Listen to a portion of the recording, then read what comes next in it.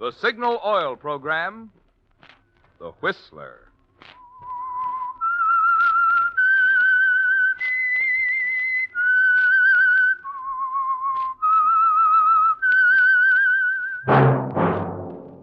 That whistle is your signal for the Signal Oil Program, The Whistler.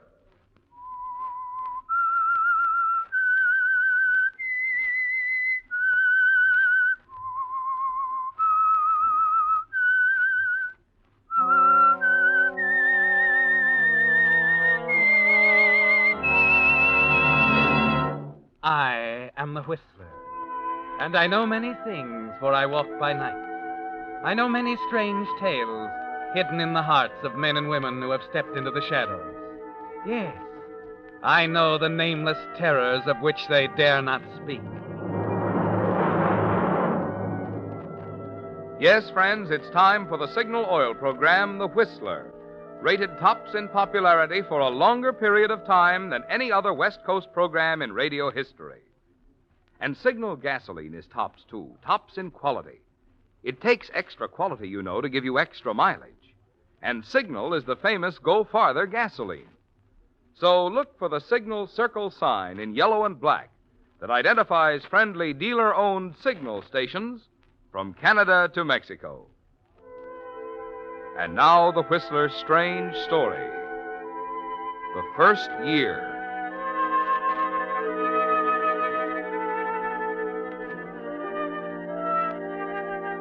The story of Lydia Winters falls naturally into two parts, separated by exactly 1 year, almost to the minute. Her marriage to Elliot Larkin ended, of course, on New Year's Eve, somewhere around midnight at a place called Silver Lake Lodge. The circumstances surrounding its ending are a matter of record now in the files of the police department, Homicide Division.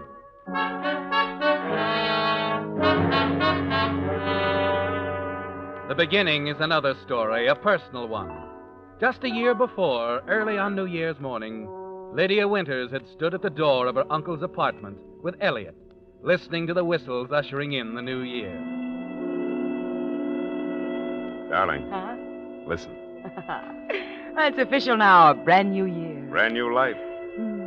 I better go in now, Elliot. Look, Lydia, let's go together. You can speak your piece and I'll back I've you up. already told you I want to talk to Uncle Philip alone, darling. Oh, but why waste New Year's Eve? Good Lord, woman, it'll only take a minute to I tell love the old you, boy. dear, and I'm going to marry you. But you might as well learn right now when I make up my mind, I mean it. So Marty tells me. Poor Marty. Yeah, poor Marty. Looked like you hit him with a poleaxe when you told him tonight. He'll get over it. They all do. I wonder if we will. Maybe. But it'll be fun while it lasts. Lydia, why are you marrying me? Oh, you dance well, you're good looking. You have charm of a sort, and of course... My money. Your money. I'm tired of depending on Uncle Philip. Ah, you're a worldly woman. But very practical. Kiss me, darling. Good night, Elliot. I'll pick you up tomorrow at noon. Mm-hmm. We can be married in Greenville and run up to Silver Lake Lodge for a couple of weeks, huh? You're so capable, darling. All figured out for me. Yeah, except Uncle Philip. Just leave Uncle Philip to me, dear. Good night. Good night. Happy New Year.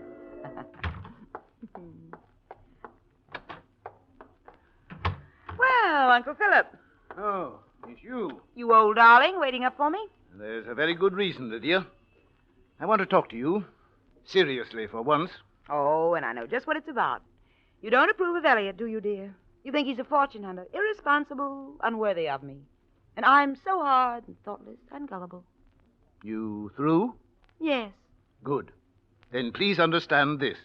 If I have any concern about Elliot Larkin, it's on his account and not yours. Is that so? Exactly. In the proper hands, he might understand you, grow up into a decent human being. With you, he hasn't a chance. Now, wait a minute. If you think you can tell let me finish. That's beside the point anyway. You're just like your mother was, Lydia. The same selfishness, the same abysmal ignorance of the true meaning of marriage. You're not in love with this man. He's not in love with you. You're pretty sure of yourself, aren't you? Of course I'm sure. To get to the point, Lydia, I will not approve your marriage to Elliot Larkin or any other man until you indicate some small understanding of what the word means, until you're able to look upon it as a sacred contract instead of an adventure. I see.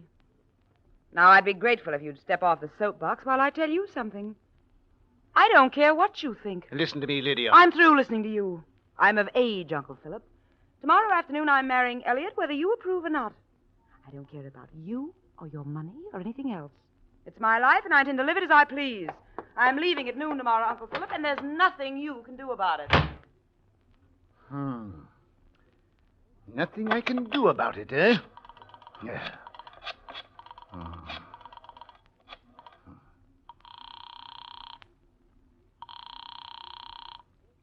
Hello? Ballinger? Yes? Phil Ridgely. I hate to get you up, old man. Oh, not at all. New Year's, you know. We're having a little party. I want to see you right away, Ballinger. About my will. Oh. How about tomorrow morning? I said right away. Now.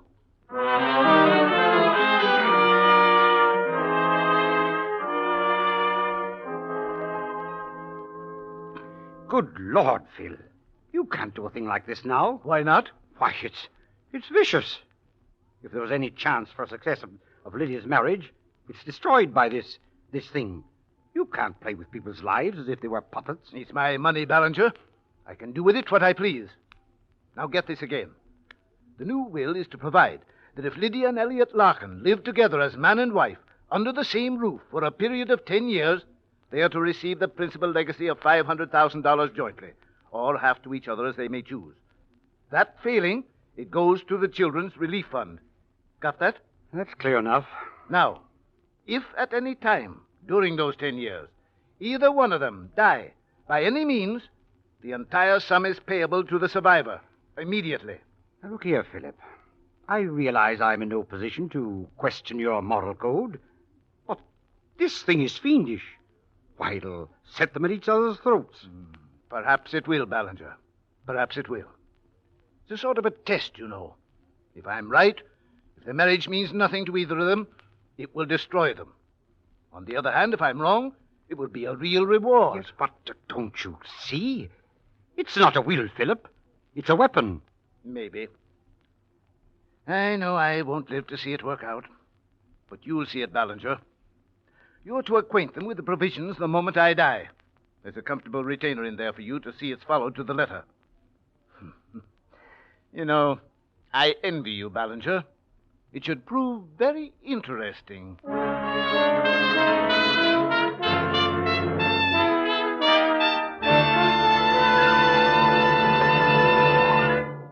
With the prologue of The First Year, the Signal Oil Company is bringing you another strange story by The Whistler. But now, a brief suggestion to help you enjoy new driving pleasure during the new year. To be sure of the tops in gasoline quality, there are just two things to remember. One, in gasoline, it takes extra quality to go farther. And two, Signal is the famous Go Farther gasoline. And now, back to the Whistler.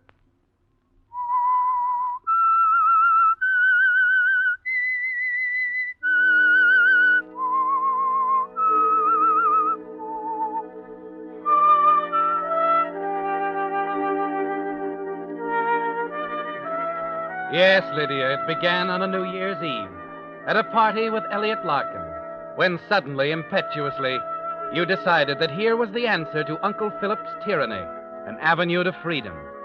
And it's worked out fairly well, hasn't it? It's not a storybook marriage, of course, but you didn't expect that. Still, Elliot is fairly presentable, reasonable, and charming, and you're sure he's wealthy enough to keep you well-dressed and entertained. And until something better comes along, you're content. It was an evening in October that changed all that. The two of you had just arrived home from a football game. Old Johnny Gates. Can you imagine running into him that way? I felt like a lost sheep with the two of you huddled together all Well, I haven't seen him since college. Oh, here, let me take your coat. Uh-huh. There. It was a lucky break running into him that way, you know? Where are the cigarettes? Oh, just a minute. Oh, here you are. Catch. Thanks. What do you mean, lucky break? You didn't pay any attention to the game. Well, he's leaving his job. He's going to the Orient. Oh? Yeah, he represents some cordial outfit, liqueurs, that sort of thing, you know. Well, I mean, that's the job he's leaving, and it's a pretty good job. What's that got to do with you? He says he'll recommend me to replace him if I want it. You mean you're going to work? Well, why not? I can't be a playboy all my life. You know? What? Elliot. Elliot, darling, what in the world got into your head? What's so funny, huh? Elliot, you working. Oh. Yeah, well, you better answer the phone. Yeah, excuse me, darling. Hello?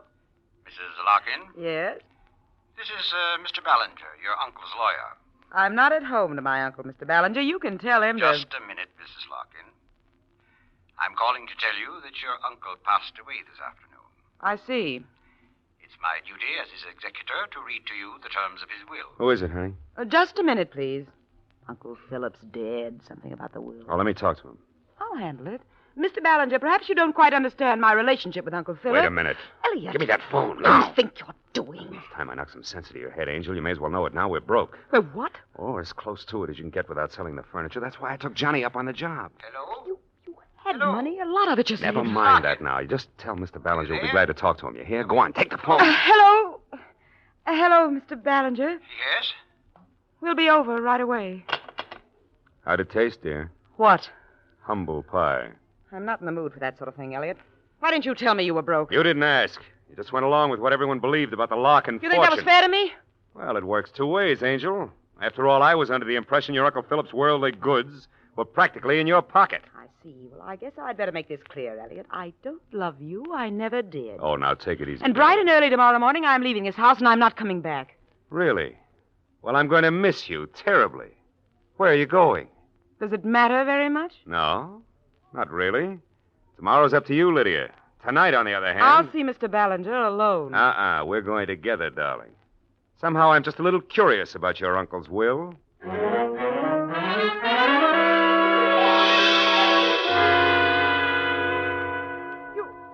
You mean this thing forces us to love each other? More or less. That is, if you want the money. You will live together under the same roof for 10 years. Yes, I heard it the first time, Ballinger. Now, are you sure it'll hold up under probate? It's quite legal, if that's what you mean. Naturally. You didn't know Uncle Philip very well, Elliot. Most efficient man in the world. Well, that's it. If there are any questions, Lydia? No, it's all very clear. Well, come on, Elliot. Well, then, good night. Good night, Larkin. Night. Amusement, Elliot, or the beginning of hysteria? A little of each, I suppose. You know, you must admit the old boy had a sense of humor. Must I? 10 years, 9 to go. Well, I guess there was a time when I'd be willing to do anything for $500,000. Right now, I don't know. It won't make any real difference, Elliot. I want that money. You live your life, I'll live mine. No questions, no answers. Except to the watchdog. Ballinger? Yes, we can handle him. I suppose it's worth a try. All right, dear. What's the first move? Your friend, Johnny Gates. Johnny? You'll need that job now. You have a wife and home to support. Remember?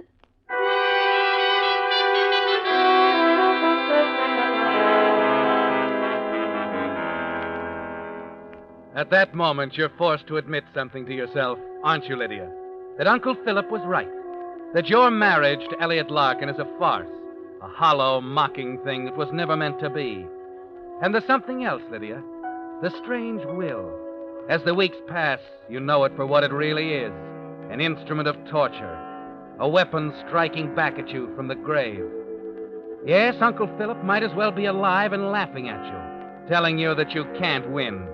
But through it all, you're determined that somehow, some way, you'll defeat Philip on his own ground. Then on New Year's Eve, the night marking your first year together, Elliot calls you at the apartment. Yes?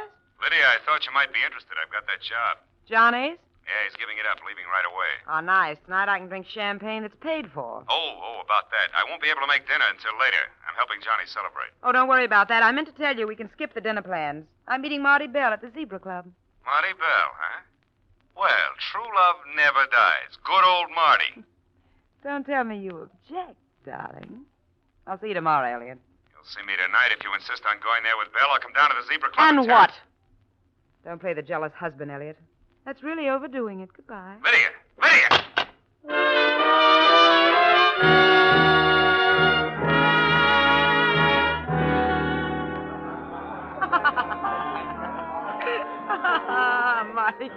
Marty, you're very amusing. But I mean it, Lydia. I love you. Does anyone really mean that? I want you to go away with me, Lydia. Leave Elliot. Please, Marty. Trying to break up the perfectly matched, adoring Larkin. It isn't breaking anything up, and you know it. You're not fooling me, Lydia. Stop it, Marty. You don't care a hang for Elliot. and I he does- said stop it. Hello. There's someone coming over to our table, an old friend. Really? I don't see anyone who... Mr. Ballinger, what an unexpected surprise. Yes, I dare say. I'd like you to meet Marty Bell, an old friend of Elliot's. Oh. Marty, Mr. Ballinger. Oh, how do you do, Mr. Marty's Ballinger? keeping me company while I wait for Elliot, but he has an appointment. Maybe you'd sit in for a while, Mr. Ballinger. Glad to, but... Then Marty won't have to waste any more time. I'm not wasting time, It's Lydia. all right. You've been a dear, Marty. I'll tell Elliot now. Run along. Nice to meet you, Bill. Yeah, same here. Well, goodbye, Lydia. Bye, Marty, and thanks so much. He's such a dear. Lydia, I've been intending to bring this up for some time. I've been disturbed about things that I've been hearing. Things? What things? About you and Elliot. Oh? You know, when there's any sign of trouble between you, you're on dangerous ground. Why, Mr. Ballinger, I don't know what you're talking about. We're getting along beautifully. Where is Elliot, Lydia? It's New Year's Eve. You two should be together. Well, of course we should, but the night's only beginning, Mr. Ballinger. Why, I talked to Elliot only a little while ago. He's going to be here. Do you mind if I wait? I know. I'd appreciate it if you would. Wait, there he is now. He just came in. Would you excuse me a minute? I'll tell him where we are. Excuse me? Well, sure. Would you let me through, please? Oh, sure. I'm sorry, lady. Pardon me, It's please. okay. Elliot! Oh, there you are. Where's Marty? I want to talk to him. He's not here, Elliot. Come over to the table with me. He ran out, huh? I sent him away. Ballinger's here. Ballinger? Smile, darling. He's looking right at us. What? Oh. Would you let us through, please? Yeah, excuse us. Thank you. We're sorry. Thank you. Right here, darling. Right here. Well, here he is, Mr. Ballinger, my stray lamb. Dear, you remember Mr. Ballinger? Hello, Larkin. Yes, how are you, Ballinger? Sit down, my boy. I just ordered a round of drinks. Why, how nice. If you'll permit me, I'd like to offer a toast on your anniversary. 1 year, isn't it? That's right. Ah, one beautiful year. Yes. Well, we can drink to that, and, of course, to your future. May you remain as happy as you are tonight.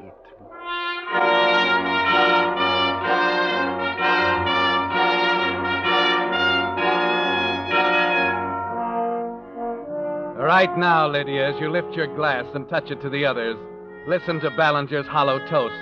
You realize that this can't go on, that 9 more years seem impossible. But it's impossible, too, Lydia, to sacrifice the money, isn't it? The money. The defeat of Uncle Philip on his own ground is uppermost in your mind. All you can think of an hour later as you sit beside Elliot in the car. I hope Mr. Ballinger doesn't think it odd, our leaving so early. I explained to him. I have to drive a friend to the airport. Oh? Johnny Gates? Yeah, he's flying to Seattle on the midnight plane. What I didn't tell Ballinger is that I'm going, too. You're what? Got my ticket, suitcase in the back. Elliot, you can't do this. Why not? Because of what it might mean. Ballinger's suspicious now. What'll he think when he hears you've gone flying off somewhere on our anniversary? Does that matter? Of course it matters. He's got the power to cancel everything. You can't do it, Elliot. Wait a few days at least. I'm sorry. It's my first assignment on the new job. Company expects me to wire them from Seattle in the morning. Why did you agree to such a thing? Maybe I've had all I can stand, Lydia. For $500,000, don't be a fool, Elliot. Look, I'll do anything you say. I'll stay away from Marty. Anything, Elliot, just give me a chance. Well, another helping, huh? What? Same humble pie. Oh, Elliot, please. Please be reasonable. Oh, Johnny's expecting me. Lydia, I don't see how I can change things now. I'm supposed to be there. There must be a way, Elliot. You'll regret this yourself. I know you will. Well, I wonder. What? What are you thinking? Maybe Johnny can help us. Come on up with me. We'll talk to him.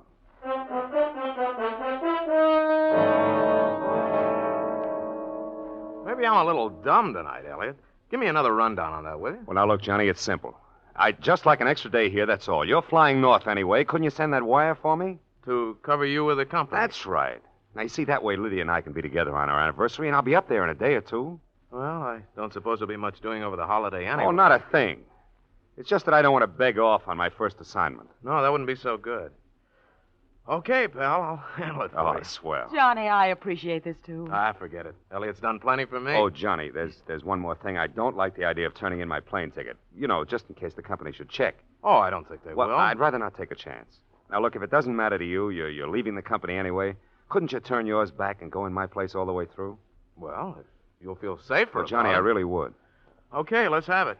Say, I'll even check into your hotel for you. Oh, fine. We better get going. Yeah, right away. Well, I'll finish packing. Be with you in a minute.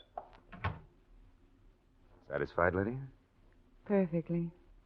Look, as long as we're going to make it look good to Ballinger, maybe we can go the whole hog. How do you mean? Well, after we drop Johnny at the airport, how about driving up to Silver Lake Lodge? Wonderful. Remember the first time we were there? A brand new year, a brand new life. I remember it perfectly, Elliot. I'd love to go. I think it's exactly what Mr. Ballinger would like.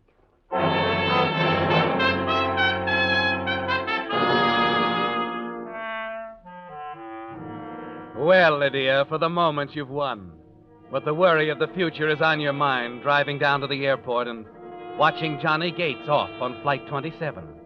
And all the way up to Silver Lake Lodge, you wonder about those 9 long years ahead.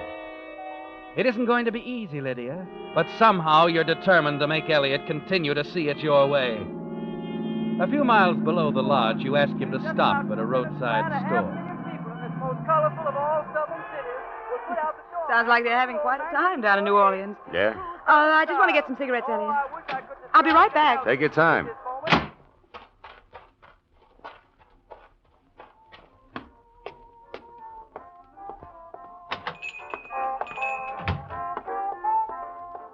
Yes, ma'am. A pack of cigarettes, please.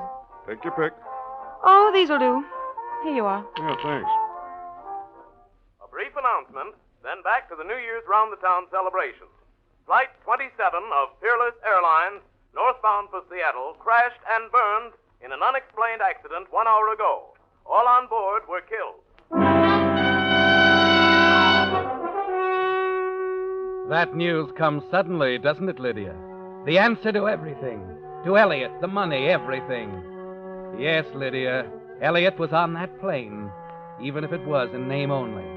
At this very moment, as he waits for you in the car outside, he's officially dead, certainly unidentifiable. And the words of Uncle Philip's will keep running through your mind. If at any time either Lydia or Elliot Larkin die, the entire sum is payable immediately to the survivor. You know how simple it can be now, Lydia. Yes, as you close the door behind you, walk through the bracing mountain air to the car, you realize that here is the opportunity of a lifetime. Freedom from Elliot and all of the $500,000 for yourself.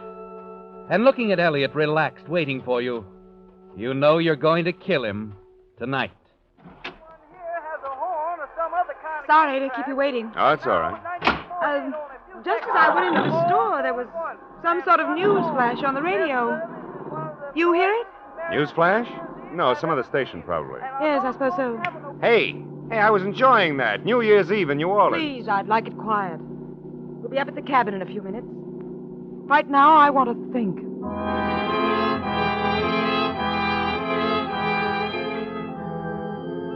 Of course you want to think, Lydia, of the loaded target pistol in the gun case at the cabin, of how lonely it is there, of how easy it'll be to dispose of Elliot's body in that wilderness.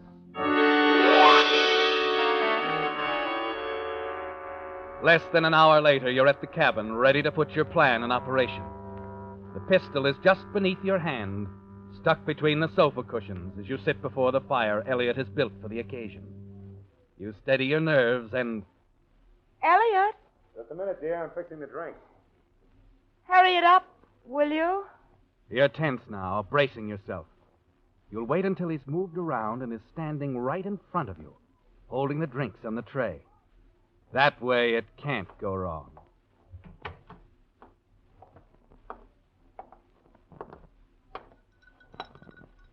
Around this way, darling.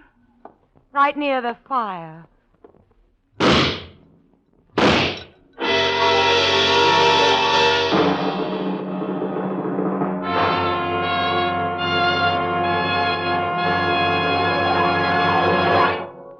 The Whistler will return in just a moment with the strange ending to tonight's story.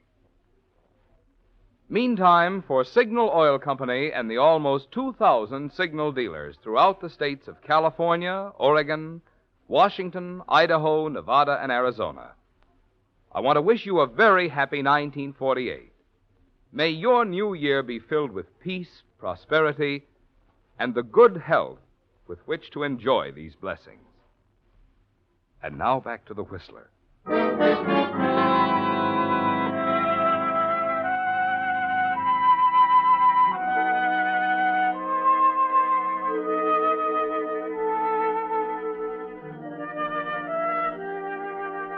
Yes, the marriage of Lydia Winters Larkin ended in murder on a New Year's Eve at a place called Silver Lake Lodge, where she and her husband Elliot had spent their honeymoon just a year before.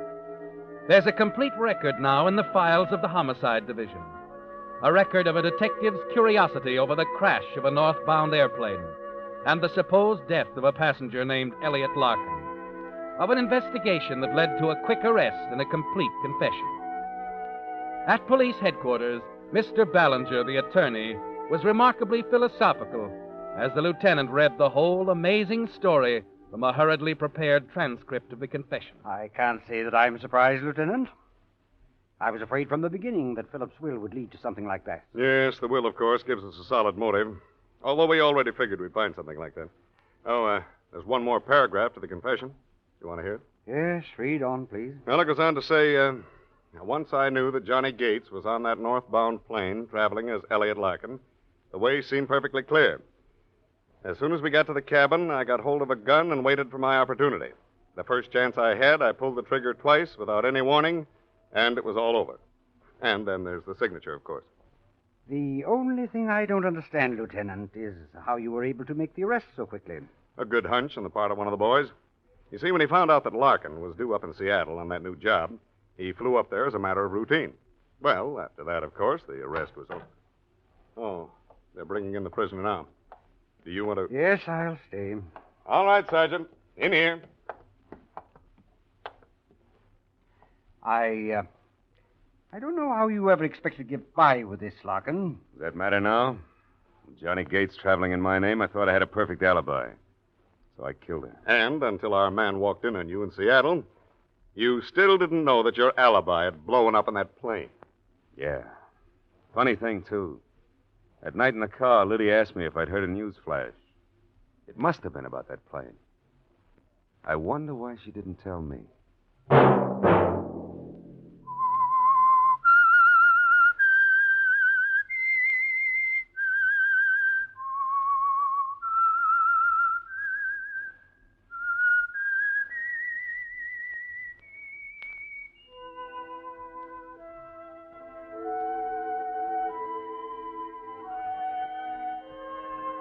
Let that whistle be your signal for the Signal Oil program, The Whistler. Each Wednesday night at the same time, brought to you by the Signal Oil Company, marketers of Signal gasoline and motor oil and fine quality automotive accessories. Because this is New Year's Eve, the safety message with which we have closed every Whistler program during the past year has even more significance tonight. To get the most driving pleasure, drive at sensible speeds, be courteous, and obey traffic regulations. It may save a life, possibly your own.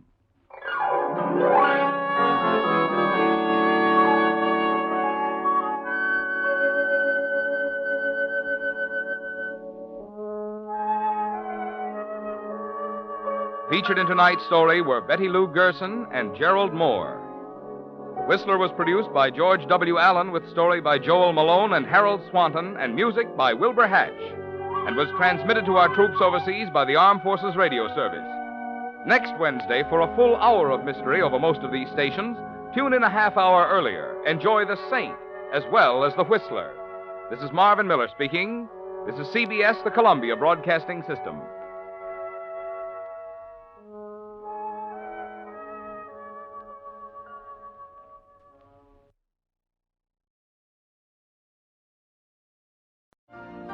You've been listening to the OTR Gold Network. Find more classic radio at otrgold.com.